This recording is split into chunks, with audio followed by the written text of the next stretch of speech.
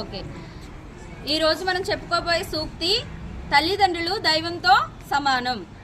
ఎవరితో సమానం అమ్మా? దైవంతో సమానం. తల్లిదండ్రులు అంటే ఎవరు? వెరీ గుడ్, అమ్మ నాన్న. దైవం అంటే దేవుడు కదా. సో చాలా మంది మనం ఇక్కడ ఉన్న వాళ్ళందరము ప్రతి ఒక్కరు ఎవరు అనేవాడు మనందరి దగ్గర ఉండలేక మన తల్లిదండ్రులే మనకి దైవంగా ఇచ్చారనమాట. సో ప్రతిరోజు మన తల్లిదండ్రుల్ని మనము గౌరవించాలి, వాళ్ళ బ్లెస్సింగ్స్ తీసుకోవాలి. వాళ్ళు ఆశీర్వదించారు అంటే మనల్ని దేవుడు ఆశీర్వదించినట్టే.